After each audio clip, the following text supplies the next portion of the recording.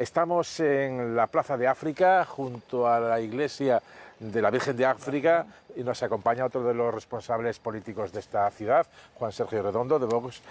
Muy buenas noches, gracias por estar aquí con nosotros en este programa especial.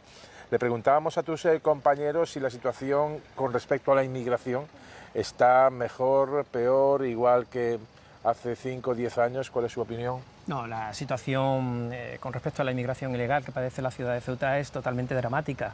Es una situación de colapso y es una situación difícil, es una realidad. Marruecos fomenta, instiga estos procesos de inmigración ilegal, nosotros lo calificamos con su nombre, que es una invasión, y por lo tanto la situación no deja de complicarse.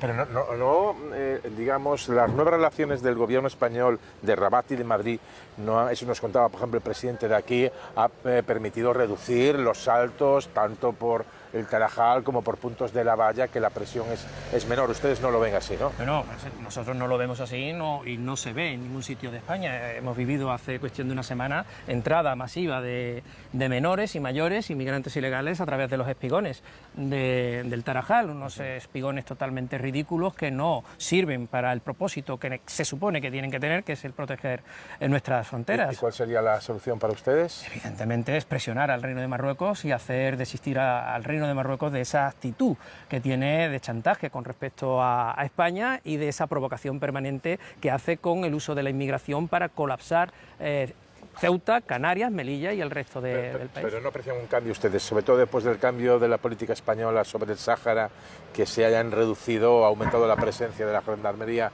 marroquí en las zonas de la valla donde se producían saltos. ¿Ustedes no lo constatan? El gobierno de Sánchez está sometido a los intereses del Reino de Marruecos. No ha habido ningún tipo de cambio de política. Lo que ha hecho es un entreguismo en el asunto del Sáhara, y Marruecos lo único que hace es seguir haciendo su política de extorsión. Esa es la realidad. No hemos visto absolutamente nada. Que Marruecos despliegue gente en la frontera no quiere decir gendarmería, policía o ejército. Es evidente que no está dando resultado, porque siguen entrando nadadores, siguen entrando inmigrantes ilegales y siguen asaltando nuestras fronteras. Usted utilizaba la expresión, nos están invadiendo.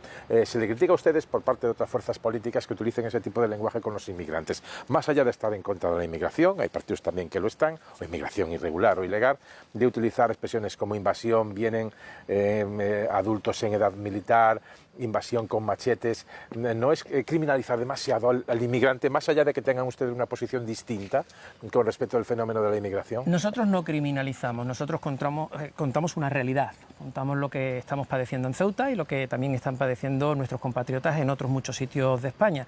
A eso tiene un nombre, es una invasión. Entra gente forzando nuestras fronteras, entra gente en masa violentando nuestro perímetro fronterizo e incluso agrediendo a nuestros policías y a nuestra Guardia Civil. Eso, si se hace de manera violenta, tanto por mayores como menores, que muchas veces no son menores, están mintiendo, son jóvenes y muchos de ellos en edad militar.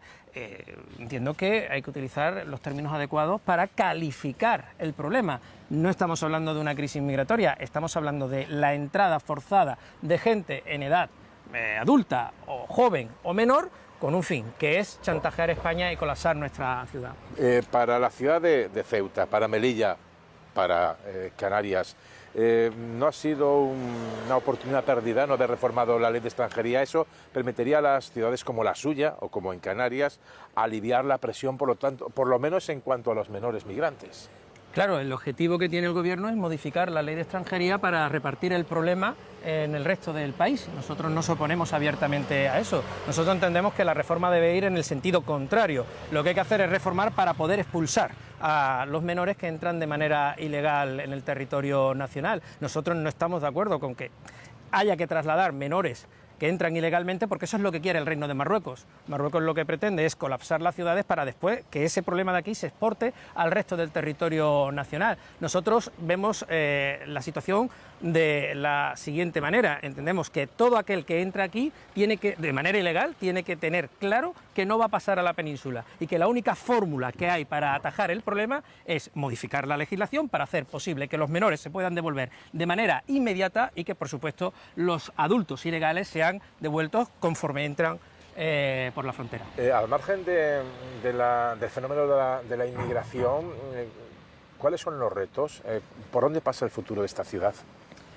Pues evidentemente por un desarrollo económico que no puede llegar mientras tengamos este problema. Si Ceuta no se desarrolla económicamente porque está lastrada por este problema que tenemos de la inmigración ilegal, por esta presión que ejerce el Reino de Marruecos de manera deliberada por unas intenciones anexionistas sobre los territorios de Ceuta, Melilla y Canarias, evidentemente no podemos desarrollarnos, no podemos evolucionar, no podemos mejorar económicamente. Pero no se puede dejar a un lado la inmigración y pensar en otras vías, es decir, si tenemos siempre presente el debate de la inmigración, y le hemos dedicado bastante tiempo a ello, pero siempre quiero, o deseamos, o buscamos también una mirada que trascienda eso. Se lo hemos preguntado a los otros líderes políticos. Es decir, al margen de la inmigración, imagino que conviviendo con ella, sea un problema o sea una oportunidad, como dicen algunos, habrá una posibilidad de pensar qué tipo de relación con la península, qué Ceuta del futuro quieren, por ejemplo, ustedes. Nosotros queremos una Ceuta desarrollada, una Ceuta moderna, avanzada, profundamente vinculada a nuestro entorno inmediato, que es el sur peninsular.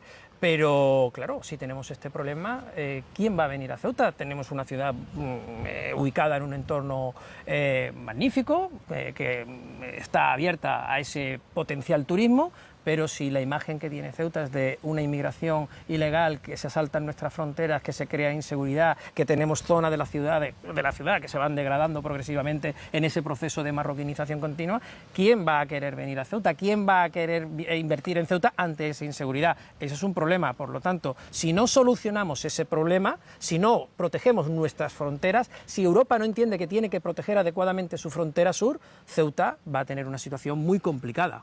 De momento nosotros sí hemos venido a contar la realidad de su ciudad, hablando con todos los líderes políticos, y como a todos le agradezco que haya estado esta noche con nosotros con la radio de televisión pública de Juan Sergio. Pues muchísimas gracias. Muchas gracias, muy amable. Nosotros continuamos y en unos minutos hablamos ya con el resto de las dos formaciones multiculturales que forman parte de la Asamblea de Ceuta.